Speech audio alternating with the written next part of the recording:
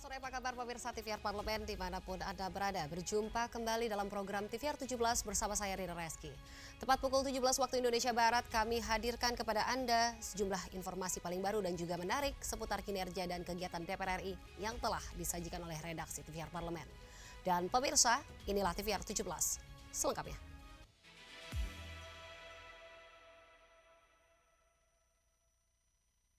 Kita awali berita sore hari ini dari Wakil Ketua Komisi 4 DPR RI yaitu Pangga Susanto yang mengapresiasi alokasi 9,5 juta ton pupuk bersubsidi jenis urea dan NPK dan juga pupuk. Pemerintah di sini diminta untuk memastikan alokasi pupuk bersubsidi tersebut bisa diterima petani dengan tepat sasaran.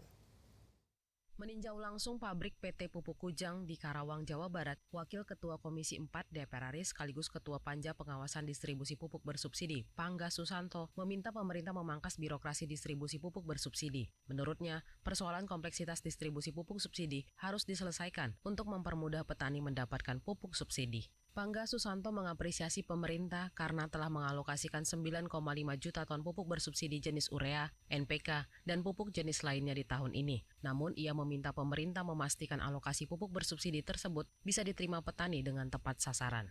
Bagaimana distribusi pupuk ini lebih disederhanakan dan lebih dipersingkat sehingga tidak akan ada lagi kompleksitas dan masalah yang rumit terkait dengan bagaimana pupuk didistribusikan secara tepat jenis, tepat jumlah, tepat waktu, tepat harga, dan lain sebagainya.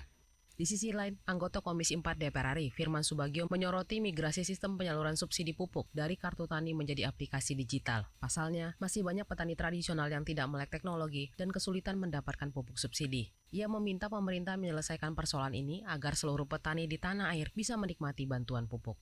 Menggunakan sistem itu bagus, tapi harus ada batasan-batasan. Tidak semua petani kita itu mampu menggunakan teknologi. Seperti yang terjadi di perberasan SPHP kemarin kayak gitu. Tidak semuanya memiliki handphone, smartphone. Dan tidak semuanya orang-orang di daerah itu mampu menggunakan smartphone. Tapi alhamdulillah karena sudah bersepakat untuk memangkas itu semua dan secara bertahap saya rasa sekarang sudah jauh lebih bagus lah dibandingkan tahun-tahun sebelumnya kemarin. Dari Karawang, Jawa Barat, Rian Indrayana, TVR Parlemen melaporkan.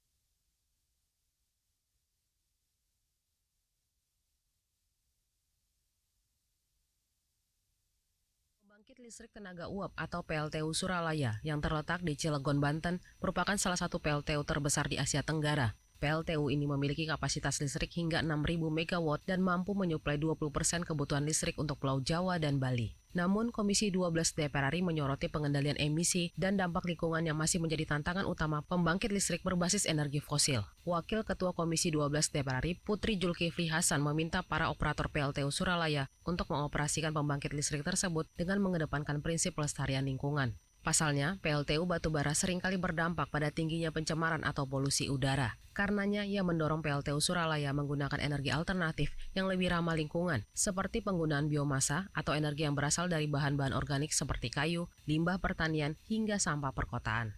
Iya, tentu kalau PLTU biasanya kaitannya dengan kualitas udara ya. Kita kan nggak ingin ada keluhan masyarakat yang misalnya penyakit ISPA gitu kan, lalu juga baku mutu udara yang kurang baik gitu. Makanya ini sedang kami diskusikan, tapi tadi sudah dapat informasi dari pihak PLTU bahwa di sini juga sudah menggunakan teknologi co-firing ya, menggunakan biomass dan juga ada beberapa dari sampah yang nanti akan dikombinasikan sehingga akan mengurangi efek gas rumah kaca tersebut.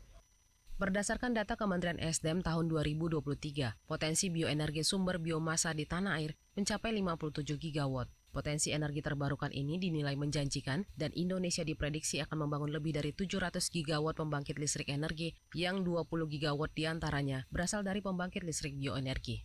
Dari Cilegon, Banten, Akbar Prakoso, TVR Parlemen melaporkan. Anggota Komisi 1 DPR RI yaitu Syahrul Aidi Ma'azat mendorong pemerintah melakukan modernisasi alutsista dan juga memperkuat sistem SDM TNI di satuan tersebut. Menurutnya, hal ini harus menjadi perhatian serius demi menjaga profesionalisme TNI dan juga stabilitas keamanan nasional. Meninjau langsung kesiapan Satuan Tempur TNI Brigade Kavaleri 1 Limpung Alugoro di Serpong Utara, Tangerang Selatan, Banten, Komisi 1 DPR RI mendorong modernisasi sistem persenjataan atau alutsista serta peningkatan kualitas sumber daya manusia di satuan tersebut. Wakil Ketua Komisi 1 DPR Sukamta mengatakan, brigade tersebut tidak hanya bertugas dalam operasi tempur, tetapi juga dalam pengamanan ibu kota dari aksi demonstrasi hingga kerusuhan. Karenanya, Brigade Kavaleri 1 Limpung Alugoro harus siap, baik secara pasukan maupun peralatan.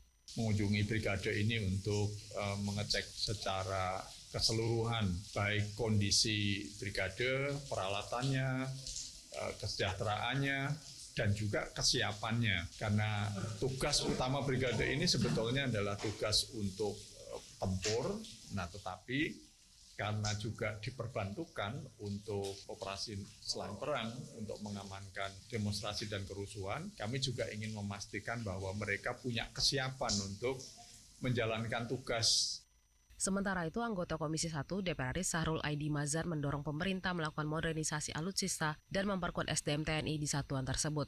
Menurutnya, hal ini harus menjadi perhatian serius demi menjaga profesionalisme TNI dan stabilitas keamanan nasional. Harus berjalan masih aktif, kemudian SDM yang ada, kita menemukan tadi bahwasanya perlu adanya peningkatan SDM di brigade ini. Kemudian kita ingin memastikan bahwasanya alutsista ini dimodernisasi dan kebutuhan-kebutuhan mereka tentunya. Dari Tangerang Selatan, Banten, Halim Amrullah, TVR Parlemen melaporkan. Pemirsa, sepanjang sepekan ini tentunya banyak agenda penting yang dibahas oleh DPR RI. Mulai dari pembahasan rancangan Undang-Undang Perlindungan Pekerja Rumah Tangga, aspirasi para pengemudi ojek online, hingga pembahasan revisi Undang-Undang Pemerintahan Aceh bersama Yusuf Kala. Dan tentunya kami akan menghadirkan informasinya sesaat lagi. Tetaplah di TVR 17.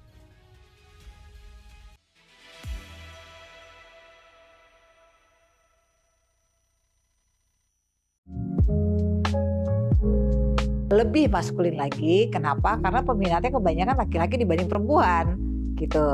Hanya ada perempuan di Komisi 3 dan 1 di pimpinan Komisi 3 yaitu saya.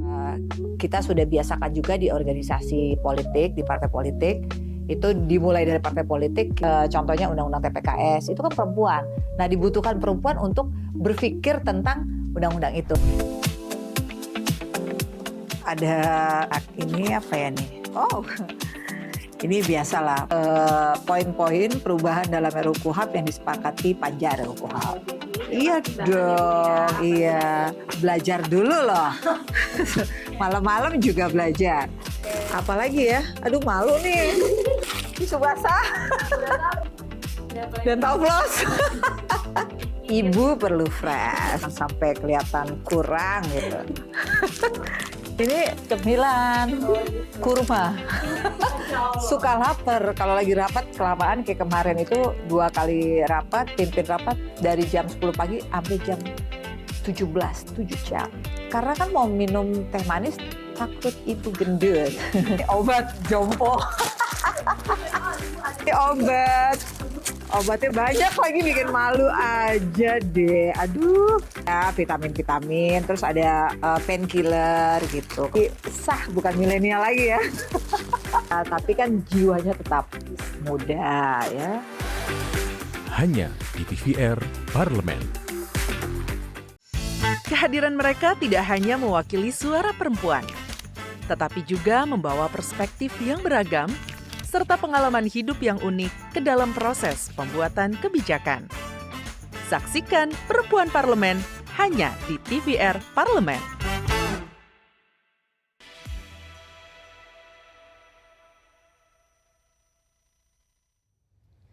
Kembali di TVR 17 pemirsa. Dan kini saatnya kita mengulik kembali catatan penting parlemen dalam sepekan terakhir. Mulai dari di sini mengesahkan rancangan undang-undang PPRT hingga serap aspirasi pengemudi ojek online dan juga pembahasan sinkronisasi sistem keuangan negara bersama Menteri Keuangan. Dan pemirsa, apa saja kinerja DPR RI dalam menjalankan fungsi pengawasan anggaran dan juga legislasi sepekan terakhir?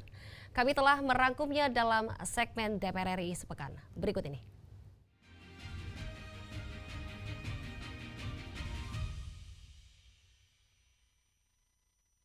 melalui pembahasan rancangan Undang-Undang Perlindungan Pekerja Rumah Tangga.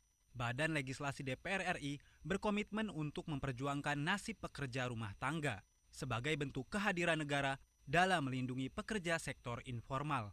Anggota Badan Legislasi DPR RI, Sely Andriani, mendorong agar keluarga pekerja rumah tangga memperoleh bantuan sosial yang menjadi kewenangan Kementerian Sosial, seperti program Keluarga Harapan dan bantuan pangan non-tunai. Dalam upaya menyerap aspirasi terkait regulasi perlindungan pengemudi online, pimpinan DPR RI melakukan audiensi dengan Serikat Pekerja Angkutan Indonesia dan Serikat Pekerja Ojol. DPR RI akan menyampaikan aspirasi tersebut kepada pemerintah agar menghasilkan regulasi yang terbaik. Sufmi Dasko Ahmad mengatakan pihaknya akan berupaya semaksimal mungkin untuk memperjuangkan aspirasi yang telah disampaikan.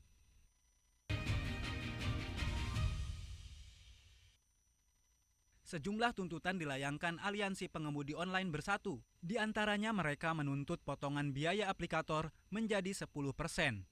Ketua Badan Aspirasi Masyarakat Ahmad Heriawan menyebut, biaya potongan aplikator saat ini 15% dinilai memberatkan pengemudi online. Pihaknya akan memanggil aplikator untuk menyampaikan tuntutan tersebut.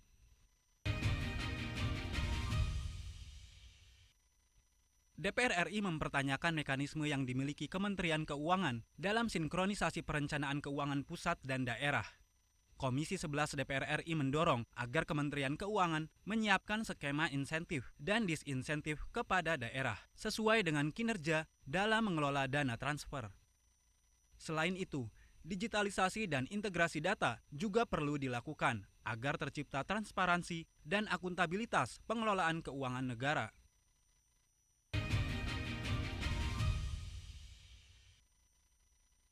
Hadir dalam RDPU bersama Balik DPR RI, Wakil Presiden Republik Indonesia periode 2014-2019, Muhammad Yusuf Kala menyampaikan, Badan Legislasi DPR RI dapat melakukan perubahan pada RUU Pemerintahan Aceh selama tidak bertentangan dengan semangat MOU Helsinki. Saat ini, Badan Legislasi DPR RI tengah menghimpun masukan untuk membahas RUU perubahan atas Undang-Undang Nomor 11 Tahun 2006 tentang Pemerintahan Aceh. Revisi undang-undang tersebut diharapkan sesuai dengan dinamika dan kebutuhan masyarakat Aceh tanpa menyampingkan kesepakatan pada Perjanjian Helsinki.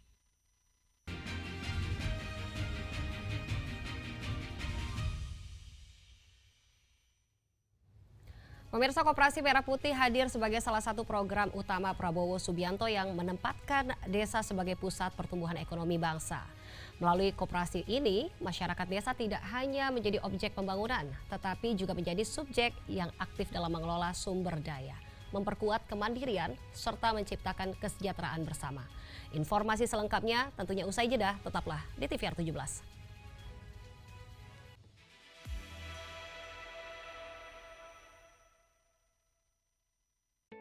Selamat datang di Biro Pemberitaan Parlemen. Anda memasuki kawasan zona integritas menuju wilayah bebas dari korupsi atau WBK dan wilayah birokrasi bersih dan melayani atau WBBM. Biro Pemberitaan Parlemen berkomitmen penuh untuk mewujudkan wilayah bebas korupsi dan wilayah birokrasi bersih dan melayani.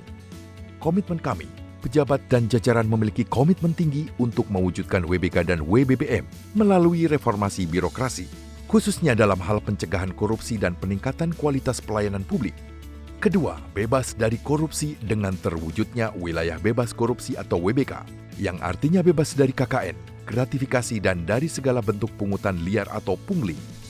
Terakhir, pelayanan prima dengan terwujudnya wilayah birokrasi bersih melayani, yaitu dengan meningkatnya kualitas pelayanan publik dan tercapainya kepuasan masyarakat terhadap pelayanan.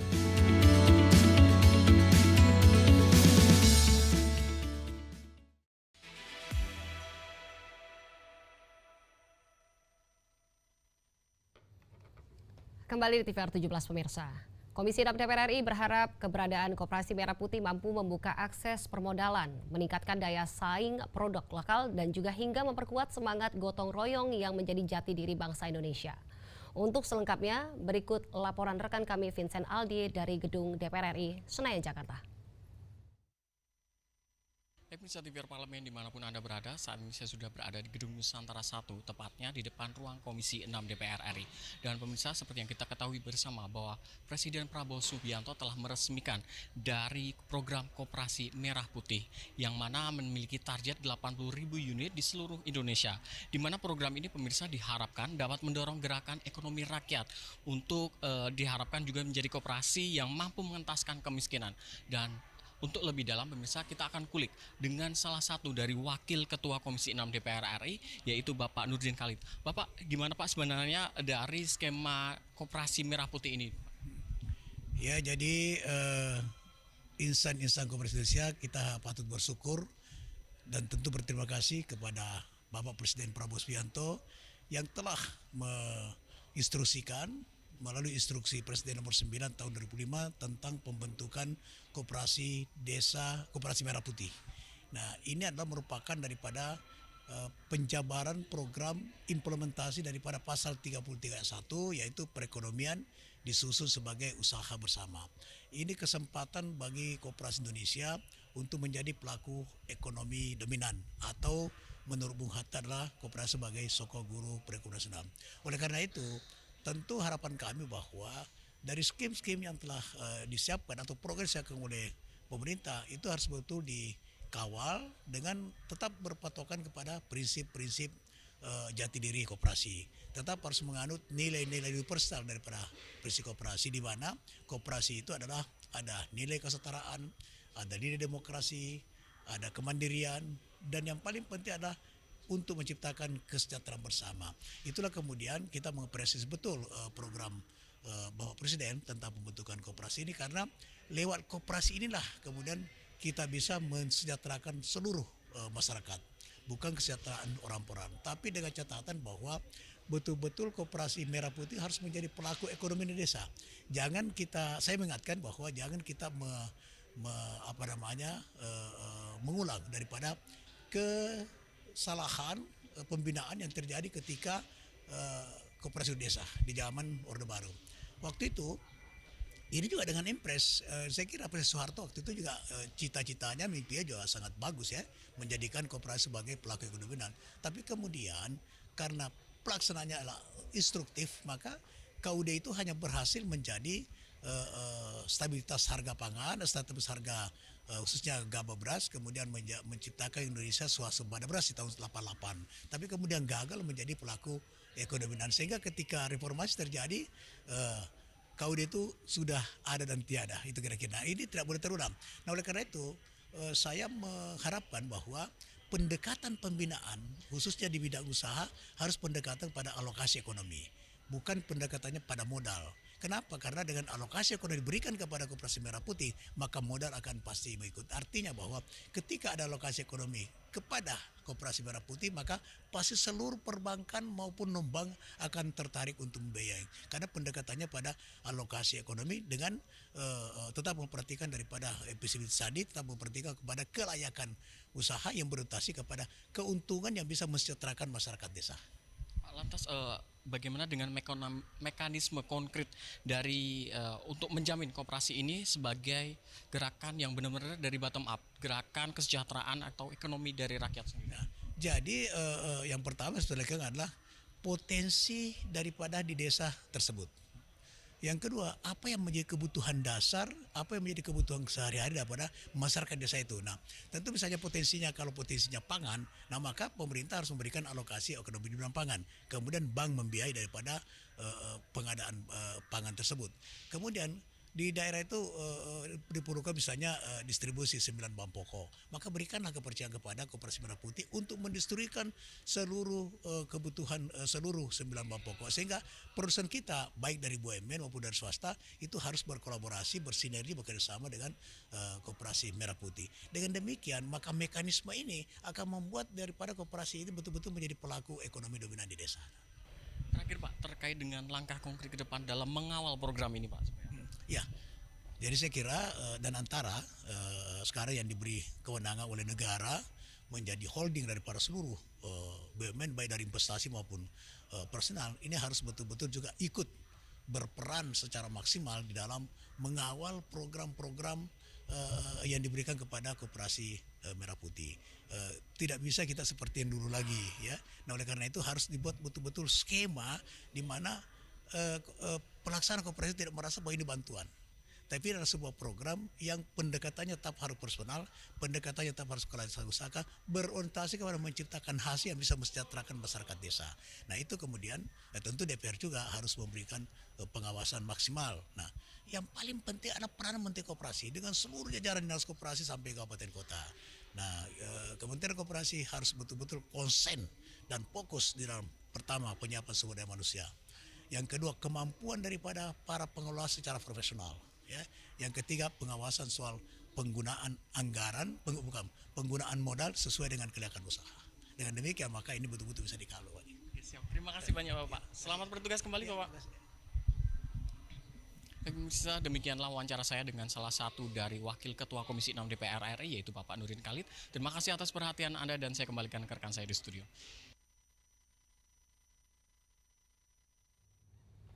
Selanjutnya pemirsa, apa saja yang menjadi sorotan di media online nasional pada hari ini? Tentunya usai jeda, tetaplah di TVR 17.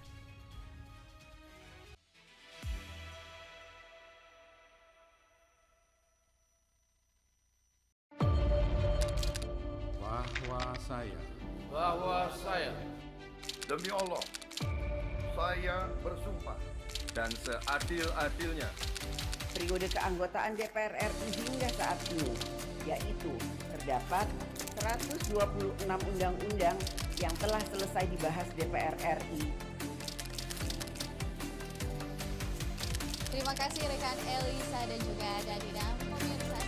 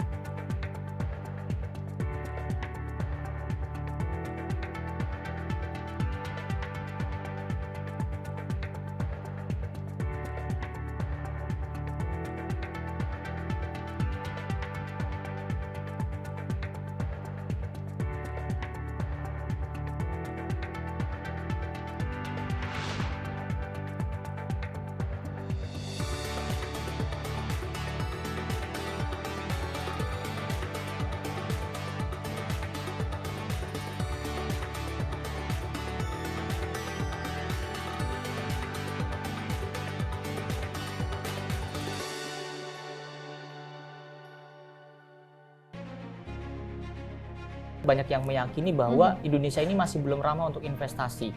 Dalam tanda kutip masih banyak aksi-aksi kalau berinvestasi di Indonesia itu biayanya mahal. Hal-hal seperti apa yang perlu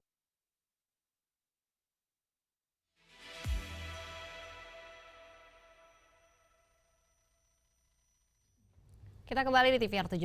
Pemirsa, kali ini kita masuk ke segmen media online. Mari kita simak isu apa saja yang menjadi sorotan media serta tanggapan dari sejumlah anggota Dewan bersama rekan kami Anggun Oktarini. Silakan Anggun.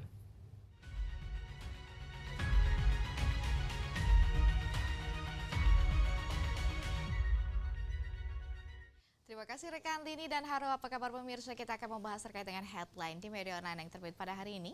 Di mana ini ada pembahasan yang sedang ramai sekali diperbincangkan di beberapa media online. Ini pemirsa terkait dengan Panja DPR rampungkan pembahasan rancangan undang-undang kepariwisataan. Nah, ini dalam beberapa berita yang terbit pada hari ini, Panitia Kerja Rancangan Undang-Undang Kepariwisataan DPR RI telah merampungkan pembahasan tentang pariwisata.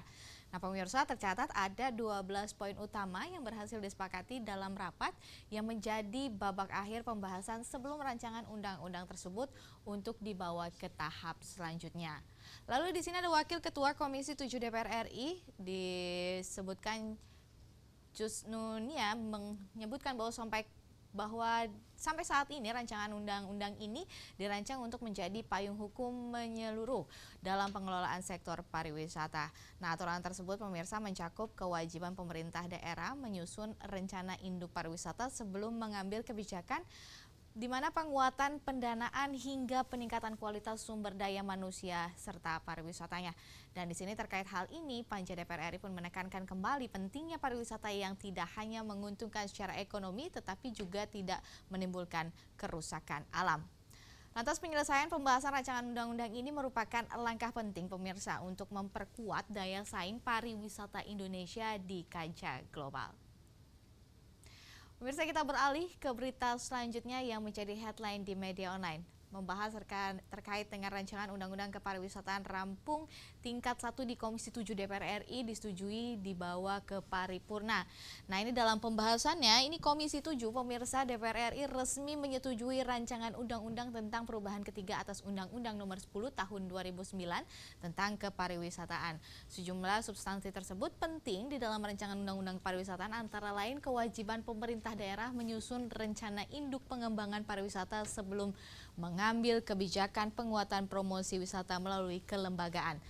Nah, peningkatan kualitas SDM dengan sertifikasi kompetensi hingga dukungan pendanaan dan fasilitas dari pemerintah pusat juga menjadi fokus, di mana rancangan undang-undang ini juga menegaskan prinsip pariwisata berkelanjutan, keterlibatan masyarakat lokal, serta perlindungan hukum bagi investor dengan kepastian perizinan yang sesuai dengan tata ruang. Pemirsa, DPR RI juga menekankan pentingnya keberpihakan anggaran agar pariwisata mendapat perhatian yang lebih besar sejalan dengan kontribusi terhadap perekonomian nasional. Pemirsa, itulah tadi headline di media online yang terbit pada hari ini, di mana ada pembahasan terkait dengan Panja DPR rampungkan pembahasan rancangan undang pariwisataan serta rancangan undang-undang kepariwisataan rampung tingkat 1 di Komisi 7 DPR RI dan disetujui dibawa ke paripurna. Saya Anggun Oktarini, kembali ke rekan Rini.